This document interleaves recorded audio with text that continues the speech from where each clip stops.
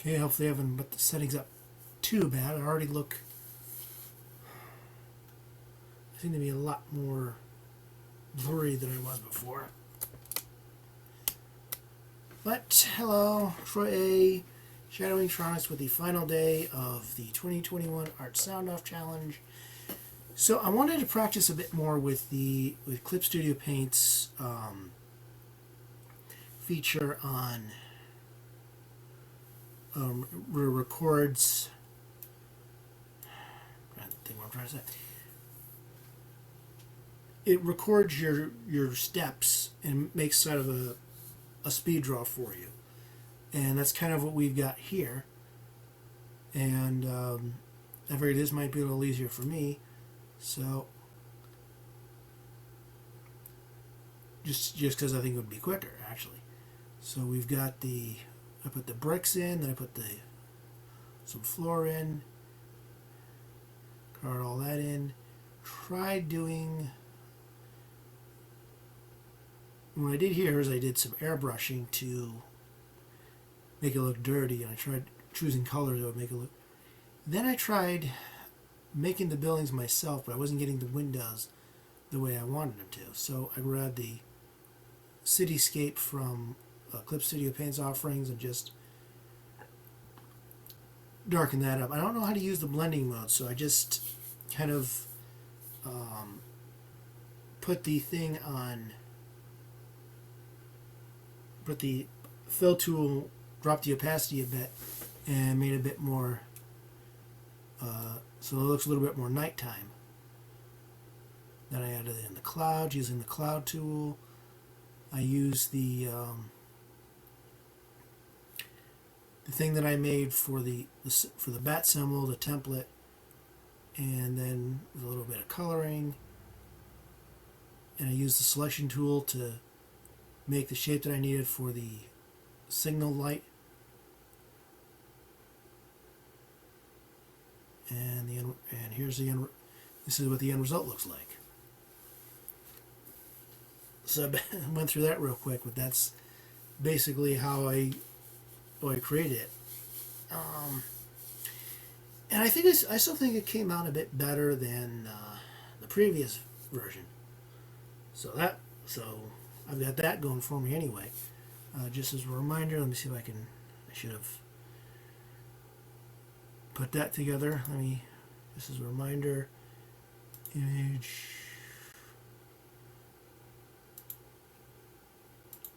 and bring it. Sorry folks, I should have thought of this. As a reminder, this is what it used to look like, and this is what it looks like now. So, no, this way. Crappy old version, repaired new version.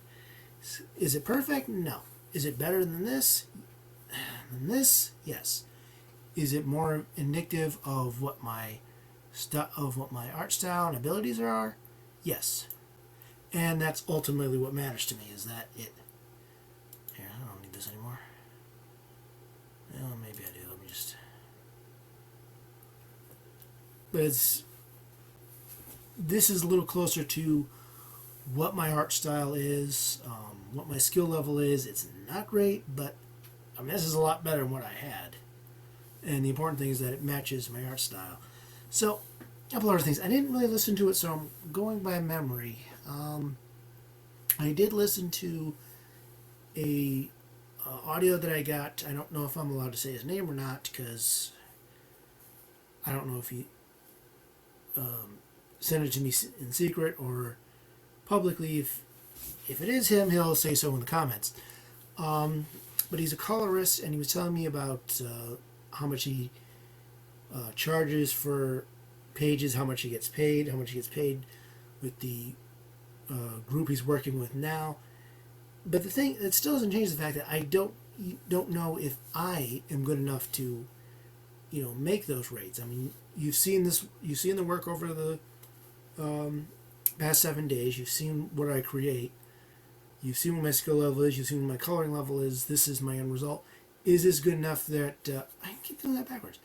Is this good enough where anybody would hire me? I don't think so. But my focus is on writing, and the problem is I still don't know on the writer's side what do you get paid, how do you get charged. Apparently, colorists get paid by the page, which makes a lot of sense. Although I kind of wonder would the number of panels affects anything or not. But he said that he gets paid by the page. He gets X amount per page. But how much do you get paid on the writing side? That's where my strengths are. This is where I am artistically. You know, am I gonna be some kind of success? I'm not sure. I probably could be with more training, more studying. And when I've gotten better than before, I could probably try working off some actual good artwork. You know, like mine's like this isn't terrible, but it's not that great. But I do have a bunch of professional art, line art that's been scanned. It's online, and I could always try practicing on that, trying to get better. As far as coloring is, it's not what I want to do. I want to be on the writing side. I want to be writing the stories, and can somebody put up with my writing style? Can somebody put up with how I write? And I've shown you this before. That's not out right now, but I usually. Well, that's not out, but I can give you an example. I take a notebook like this, and then I draw it out in here. That's my scripting set. There's also where I script and lay out at the same time. That's just the way I make comics. And I've tried writing scripts. I tried writing a script for one project that I wanted to do, and I just couldn't get into it. It's just not the way I script. For me, it's easier to do it that way. And then you might think, well, then what if you want to change something in the last minute? That's why I'm thinking maybe just get some regular notebook paper, loose leaf paper, and then I can just stick it in a binder, and then I can always remove that and change the page or redo it. Because I do it in pencil. I do that part in pencil. And then when I put it in the computer is when I start worrying about ink and stuff. That's just how I got used to making comics. You just not really writing a script out beforehand, just make everything flat out. But that's kind of the thing with me is I'm not an expert. I am very much an amateur. So I don't know really if I'm any good or not, and that's kind of holding me back on that area. Is like, would somebody hire me to write a Superman comic? Could I get work anywhere else in the company? It's like I said before in this year's Art Soundoff, it's tougher for a writer to get work because you can't really show off your work. The only thing you can do is put comics online and try to point to that. But DC and Marvel seem to want to hire novelists and not comic writers these days. So where's that put you there? And if I'm going to do an indie projects, is my art good enough, or do I have to hire somebody? And that's kind of where I'm 48 years old. How much time do I have left? There are times when you realize I've made a lot of mistakes in my life, but there's also things that I can blame on health issues, so it's kind of a mixture of the two. The stuff that's my fault is my fault. Stuff that isn't my fault I can't do anything about, and it's all frustrating either way. So I'm not an expert, but I am somebody who loves storytelling. I am somebody who does a critique blog about storytelling. So that's what I've always brought to Art Soundoff, and I hope I brought that to you this year, and I hope to bring you something interesting next year. As far as video contents, I want to do more, but it gets kind of tough to do.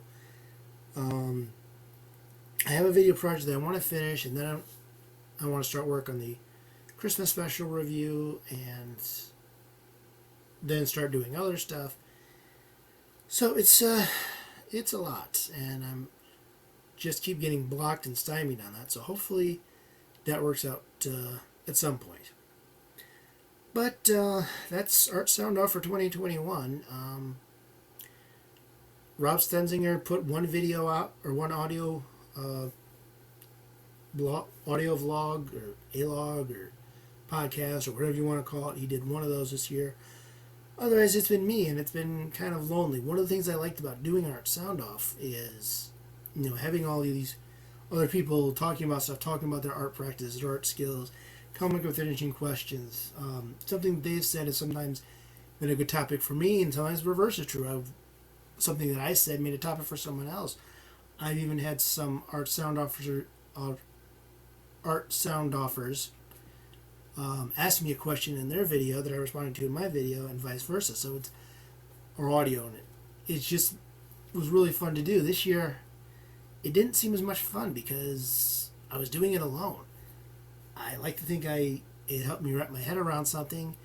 It allowed me to finish redrawing Reconstruction Zone Batman here, and it allowed me to do other things. But in the final analysis, this was not as much fun doing Art Soundoff this year because I was doing it myself. Part of what made Art Soundoff fun was playing off the other people, hearing what they had to say, learning from them, and maybe importing some things from my perspective. And that's not what happened this year. So it's disappointing. And then, of course, stuff got crazy around the house, which screwed things up. But at least this year, I actually got through most of Art Soundoff. So I did a lot better this year than I've done in the past few years. And I got to play with the Clip Studio Paint's recording system. I got a chance to finish this. I got a chance to do some stuff. So it wasn't a total loss. It wasn't a total waste of time. But I'm really hoping next year I'm not the only one taking part. Because I honestly kind of wonder if I am going to do it next year if there's no one else there, because I could have been doing other things, and I kind of like doing it and I got something out of it. Ultimately, it just wasn't the Art Soundoff that I come here for. So hopefully next year there will be more participation. If not, this may be the last Art Soundoff. It was a good run, but hopefully there will be participants next year and things can get back to some kind of normal. I think that's all of our hopes for 2022 is we can finally get to some kind of normal. But isn't that what we hoped for this year? And on a personal level and everything else, I've really not liked 2021. 2021 is like 2016 light for me. And because I had to have surgery again. I had to lost time doing stuff. Everything's got screwed up. My dad got sick. Other people got sick. It's just been a heck of a year. And then with all of the panic going on outside, I won't get into that. I don't think I'm going to miss this year one bit. So if you'd like to take part in Art Soundoff next year, or technically you don't even have to do it in November, but it would be nice because that's traditionally when it was set up, and I'd kind of like to not be alone next year. Check out artsoundoff.com. And if you want to continue to follow the stuff I'm doing in articles, comics, and if I can video, head over to bwspotlight.com. So that is Art Soundoff 2021. I hope you got something out of it. I think I did for the most part.